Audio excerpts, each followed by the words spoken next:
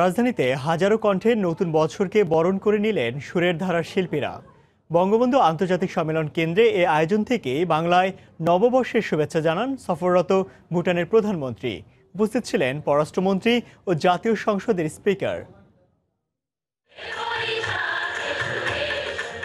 পূব আকাশে 1426 সনের প্রথম সূর্য ঝংকৃত হয়ে ওঠে শিল্পীর বীণা। হাজার কণ্ঠ স্বাগত জানায় নতুন বছরকে। বঙ্গবন্ধু আন্তর্জাতিক সম্মেলন কেন্দ্রে আয়োজনের সময় বয়ে যায় কবিতা আর সুরলহরীতে। এই আয়োজনে সবাইকে একরকম চমকে দিয়েছেন ময়মনসিংহ মেডিকেলের সাবেক ছাত্র, ভুটানের প্রধানমন্ত্রী।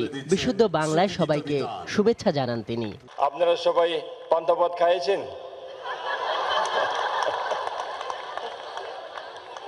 আচ্ছা, থ্যাংক ইউ ভেরি মাচ। আমি আজকে খুবই খুশি হয়েছে। পরে পররাষ্ট্রমন্ত্রী ও জাতীয় সংসদের স্পিকার জানান, বাংলা বর্ষবরণের দিনে বিদেশি প্রধানমন্ত্রীকে পেয়ে যার পরনায় আনন্দিত তারা। আমাদের এই সংস্কৃতি, ঐতিহ্য, সঙ্গীত পরিবেশনা দেখে তিনি সত্যি মুগ্ধ। আমরা আশা করব আগামীতে এই যুদ্ধ বিগ্রহ এবং এই যে রোহিঙ্গাদের মতো বিতাড়িত, এগুলো আর পৃথিবীতে হবে না। প্রতিজ্ঞা করা উচিত প্রত্যেকেরই যে সব অনাচার, পাশবিক অত্যাচার, বিশেষ করে মেয়েদের উপরে, এগুলো যাতে দূর হয়। নৈরাজ্য এগুলো দূর হয়ে যাক। নতুন বছর আগমনে আমাদের দেশে শান্তি, সমৃদ্ধি, সুখ শান্তি আসুক। আজহার লিমন, সময় সংবাদ, ঢাকা।